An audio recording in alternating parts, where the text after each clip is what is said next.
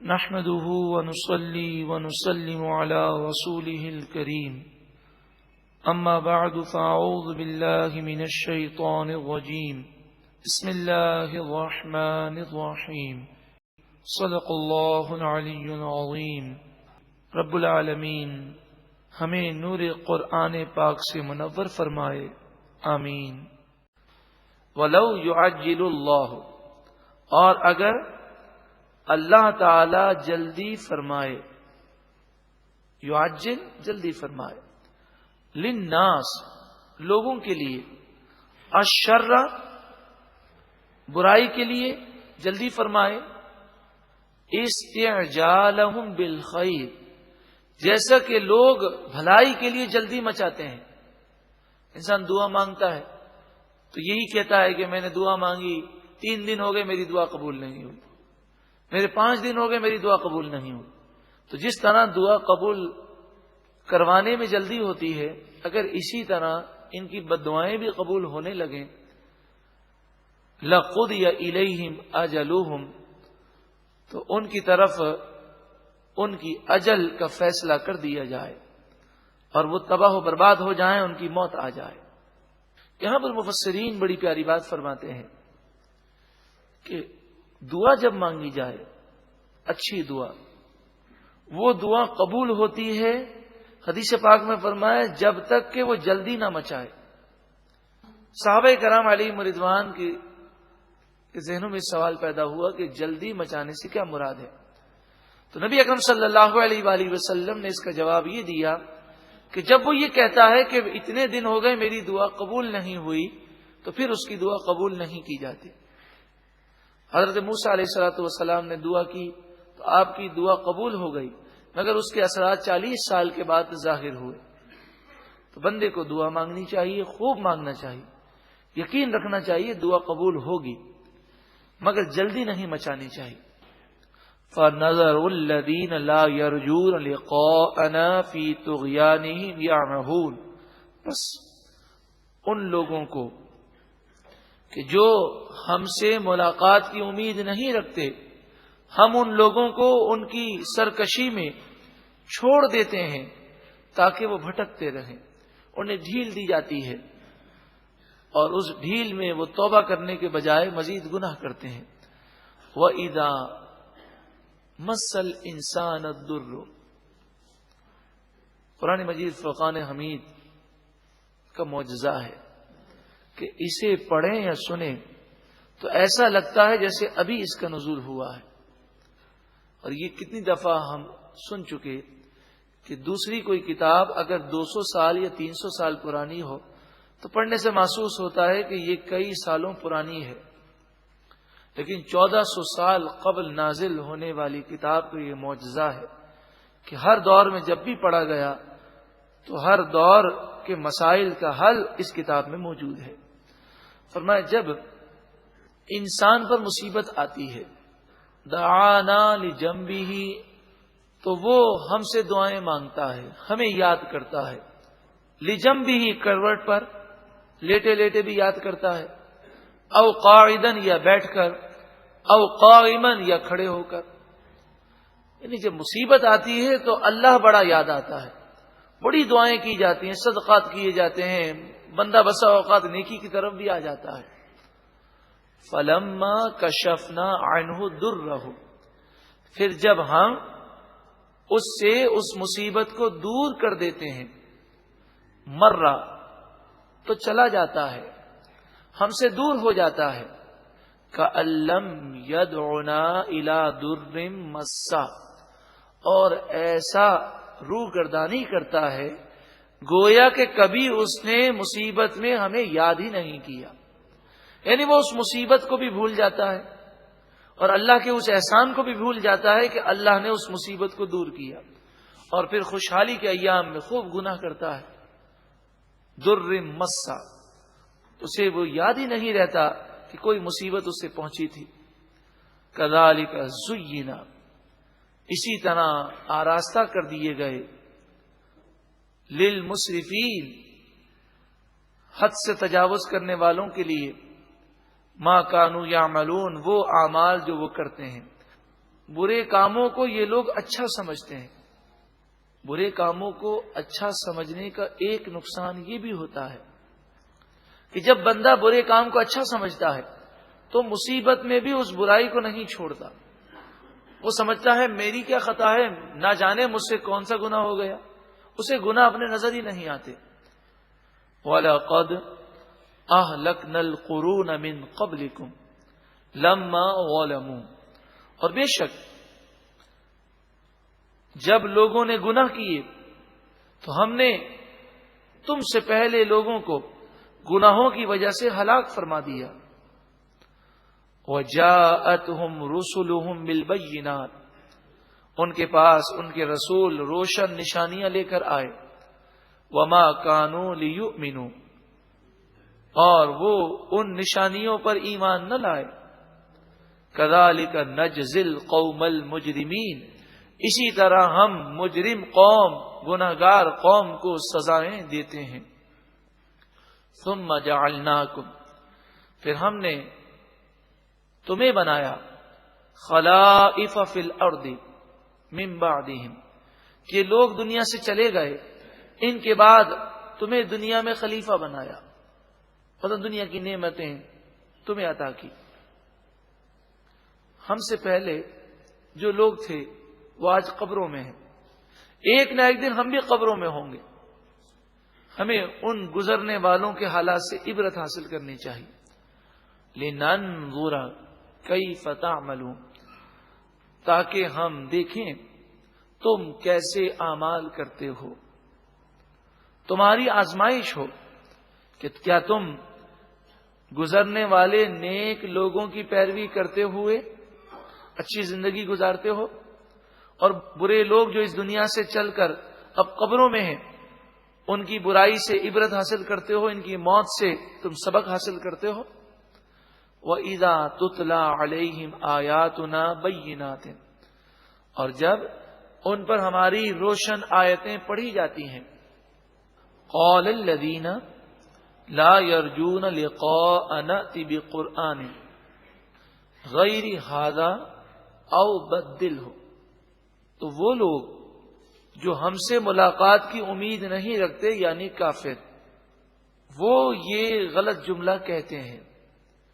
یہ بار بار یہ اس لیے فرمایا جا رہا ہے لا یرجون لقاءنا، کہ جس کے دل میں آخرت کا تصور ہو وہ ایسی بات نہیں کہہ سکتا. گناہ پر جرت انسان اسی وقت کرتا ہے جب موت کا اور آخرت کا تصور ختم ہو جائے یا کمزور پڑ جائے. وہ کہتے ہیں کہ آپ حضور کی بارگاہ میں کہتے ہیں کہ آپ اس قرآن کے علاوہ دوسرا قرآن لے کر آئیں، او بدل ہو، یا اسے تبدیل کر دیں، ہم اس کو نہیں مانیں گے. مشرکین مکہ کہتے کہ اس قرآن میں ہمارے بتوں کی مذمت ہے تو ہم اس قرآن کو نہیں مانیں گے، آپ دوسرا قرآن لے کر آئیں، یا پھر اس قرآن کو آپ رد و بدل کریں اور اس میں بتوں کی مذمت کو نکال دیں. قل، اے محبوب آپ فرمائیے، ما یکون لی ان ابدلہ، میرے لیے جائز نہیں کہ میں اس قرآن کو بدل لوں، یہ تو اللہ کا کلام ہے، میں اس کلام کو نہیں بدل سکتا. من تلقاء نفسی، اپنے نفس کی طرف سے، یعنی میں خود اپنی طرف سے اللہ کے کلام کو چینج نہیں کر سکتا. ان اتبع الا ما یوحى الی، میں تو صرف اسی کلام کی پیروی کرتا ہوں جو میری طرف وحی کی جاتی ہے.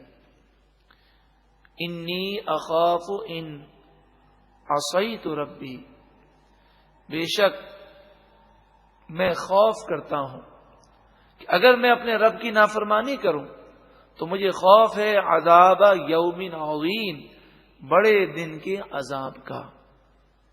نبی اکرم صلی اللہ علیہ وآلہ وسلم معصوم ہیں، بلکہ معصوموں کے سردار ہیں، گناہ ہو ہی نہیں سکتا. مگر ہماری تعلیم ہے کہ انسان کو ڈرنا چاہیے، اللہ کا خوف ہونا چاہیے. سوچنا چاہیے ہمیں کہ اللہ کے نیک بندے گناہوں سے معصوم ہیں، پھر بھی اس بات سے ڈرتے ہیں کہ کہیں اللہ تبارک و تعالی گرفت نہ فرمائے، کہ ان کی عاجزی ہے۔ حضرت عمر رضی اللہ تعالی عنہ کو حضور نے قطعی جنت کی بشارت دی، آپ کے جنتی ہونے میں کوئی شک نہیں، لیکن خوف کا یہ عالم تھا کہ آپ روتے روتے تنکے کو اٹھا لیتے اور کہتے کاش عمر تنکا ہوتا، ایک انسان نہ ہوتا۔ اتنا آپ اللہ تعالی کے خوف سے رویا کرتے۔ یہ ان کی عاجزیاں ہیں، اور ہم تو گناہ کر کے بھی روتے نہیں۔ قل، اے محبوب آپ فرمائیے، لو شاء اللہ ما تلوتہ علیکم، اگر اللہ تعالی چاہتا تو میں تم پر یہ قرآن پڑھ کر نہ سناتا، ولا ادراکم بھی، اور نہ ہی اللہ تعالی تمہیں اس قرآن کا علم دیتا۔ تو جو اللہ چاہے وہی ہوتا ہے، تو میرے رب نے حکم دیا، اس حکم کے مطابق میں نے تمہیں قرآن سنایا۔ فقد لبثت فیکم عمرا من قبلہ، بے شک میں اس سے پہلے تمہارے درمیان ایک عمر گزار چکا ہوں، 40 سال میں نے گزارے ہیں۔ میری صداقت، میری امانت، میرے حسن اخلاق، میرے کردار سے تم واقف ہو اور اس کے تم معترف ہو۔ اس کے علاوہ تم یہ بھی جانتے ہو کہ میں نے کبھی جھوٹ نہیں بولا۔ تم اس بات کو بھی مانتے ہو کہ آپ جھوٹ نہیں بول سکتے۔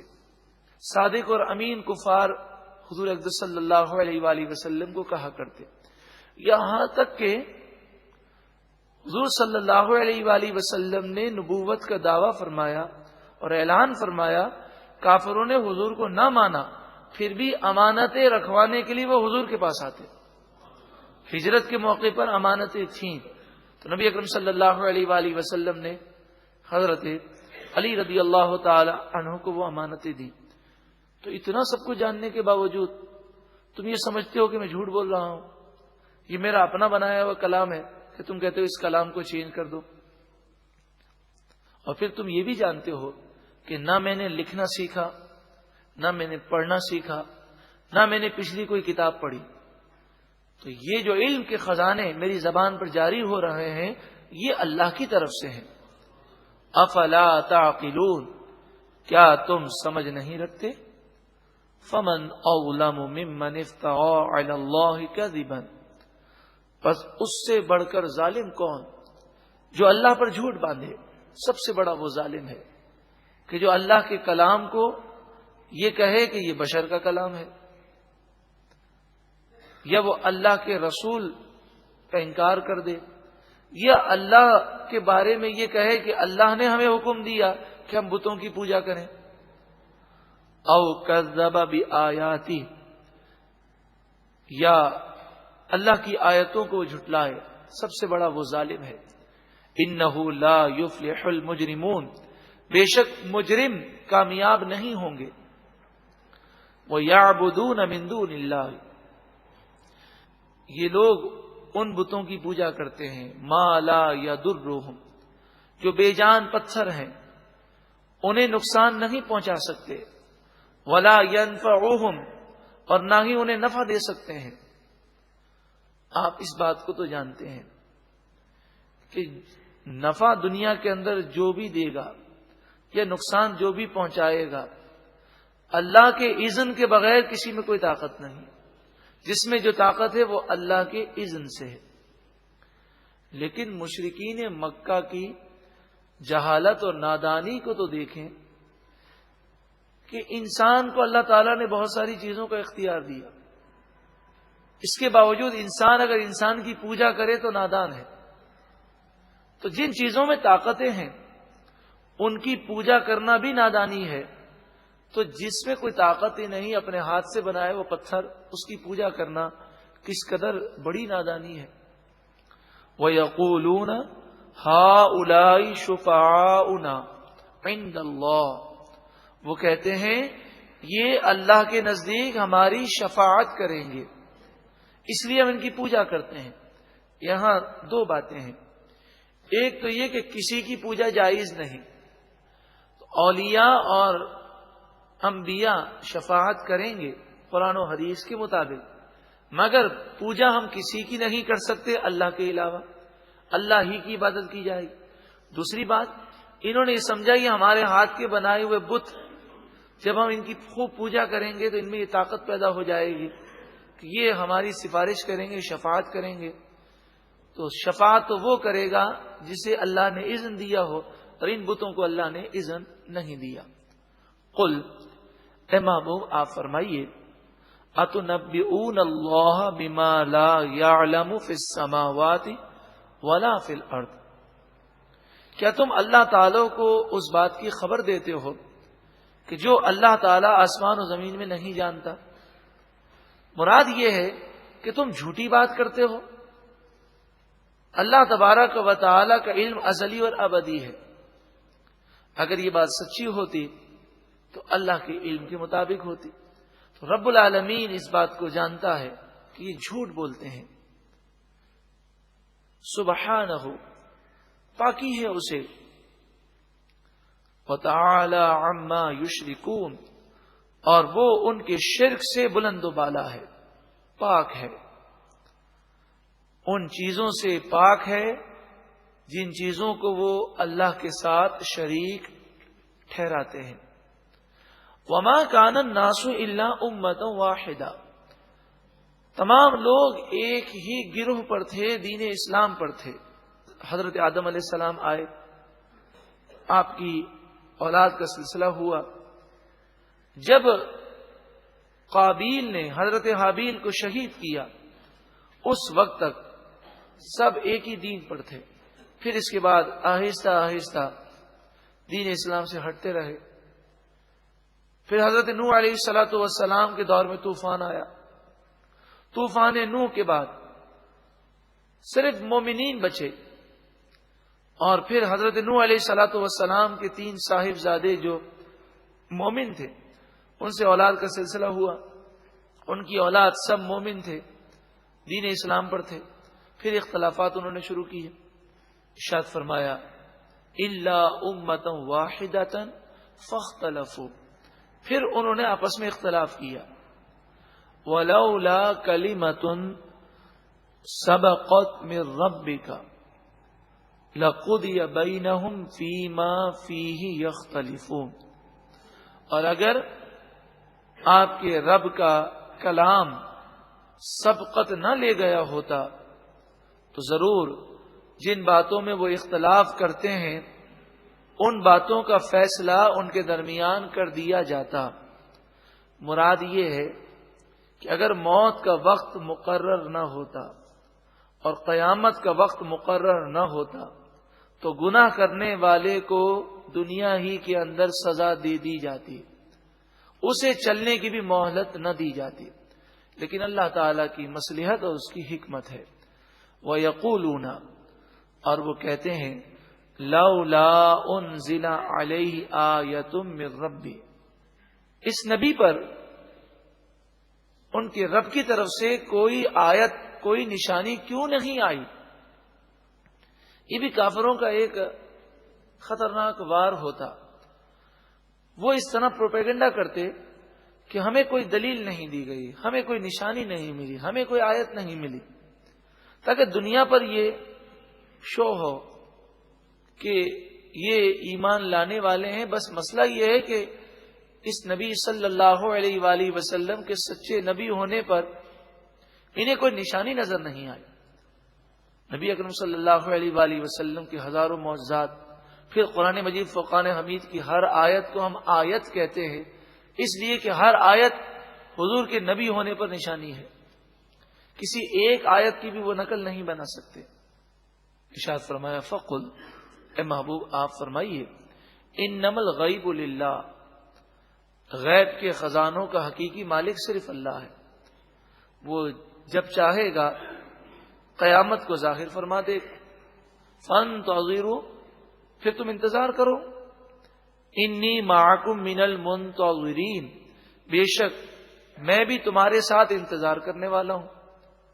تو اس وقت کا انتظار کرو جب ایسی نشانی تمہیں ملے گی کہ تمہیں فرشتے گھسیٹ کر جہنم میں لے جائیں گے۔ پھر تمہیں عقل آئے گی اور تم سمجھو گے کہ یہ دین حق اور سچا دین ہے.